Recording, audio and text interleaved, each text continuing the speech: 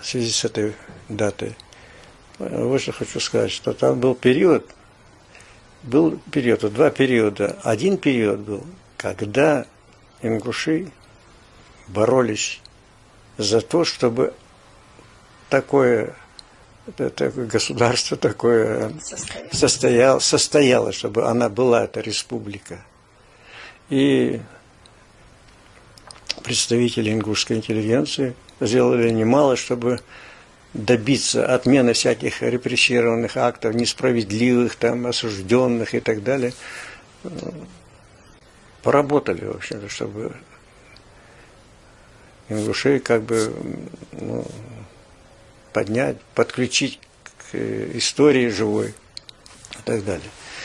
А вот другая половина, мне кажется, это уже когда де юре состоялось, а де-факто ничего нет. То, что там написали, образовать Ингушскую республику. Или республику Ингушетии как-то. Аушев быстро как-то это Ингушскую республику Ингушскую убрал, республику Ингушетия сделал. Так вот, юридически ее создали, и началась уже другая работа, как бы строительство, созидание Ингушетии как субъекта Российской Федерации. И вот тут уже можно говорить, как бы, по крайней мере, это я для себя так различаю, что был период, и в 50-х годах наши там люди пытались что-то как могли защитить, обосновать, там ездили в Москву сколько неоднократно. А потом уже, да, ну, вот образовали, добились там, да. Верховный Совет Российской Федерации утвердил Ингушскую республику. Но потом-то строить надо было. Вот поэтому для меня вот этот период, конечно, он более отчетливый, более такой понятный, потому что я как бы принимал участие непосредственно в самых разных делах. Созидать от того, что там указ вышел об Ингушской республике, это не значит, что там появился субъект. Это все нужно было делать, чтобы это был субъект, чтобы было свои какие-то атрибуты власти и так далее.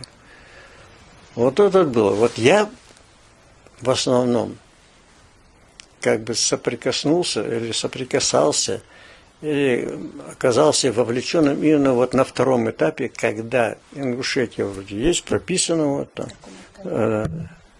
4 июня, да, вот, все, а дальше надо делать. Никакой власти, нет, ну, в принципе, легитимной, утвержденной, выборной, другой, нет. Ну, разные структуры, разные формы управления в то время рождались. Ну, как могли, пытались это. Ждать тоже нельзя было сидеть, вот когда-нибудь создадим парламент, когда-нибудь правительство, когда-нибудь это. Это одновременно, вот этот период строительства республики, это одновременно самые разные, в общем-то, процессы были, самые разные, там, самые работы, цели и так далее. Вот мне как-то повезло, потому что когда вот это был период, когда стали работать по строительству Ингушетии, ее структур власти там, и так далее, разные там формы, вот все это. И в это время я и оказался здесь, в нужное время, в нужном месте, так может быть. Вот. И более того, я оказался главным советником президента, как было написано, по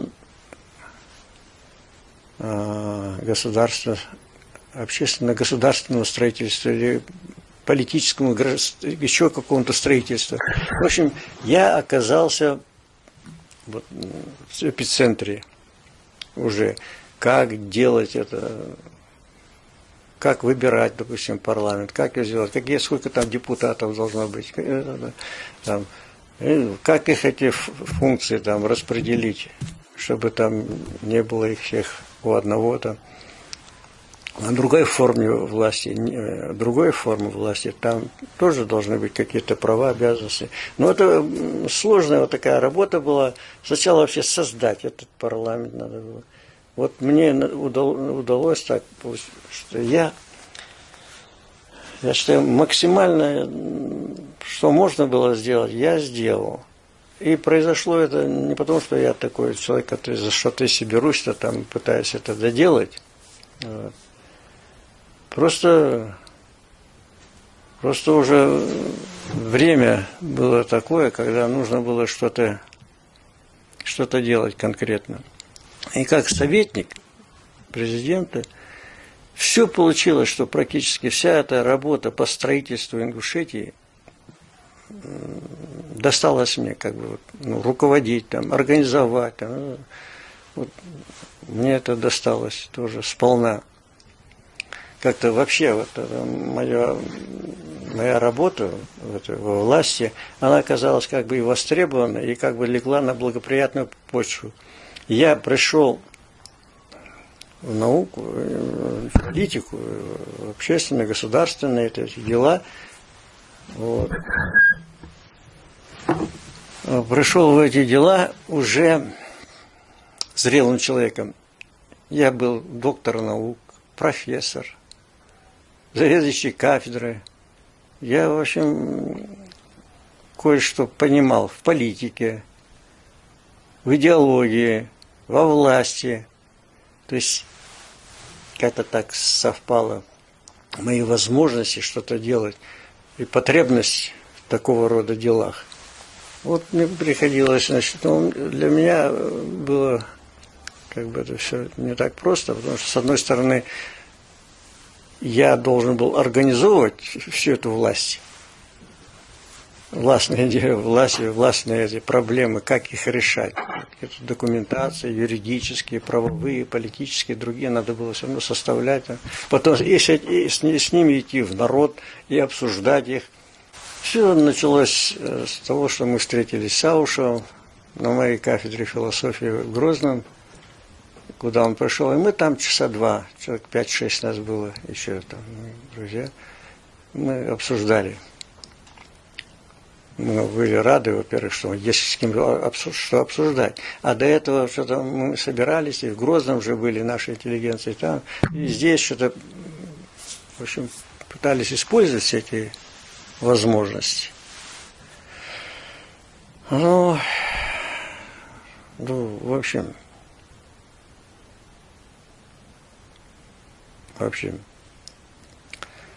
работа была в таких чрезвычайных условиях. Конституцию мою тоже даже называли конституцией чрезвычайного периода.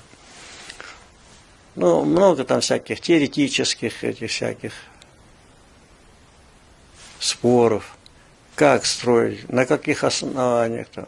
Сказать, парламент нужно ингушетить, нужно. А как делать? А сколько депутатов должно быть? На каких основаниях мы, собственно, выбираем? Что положить?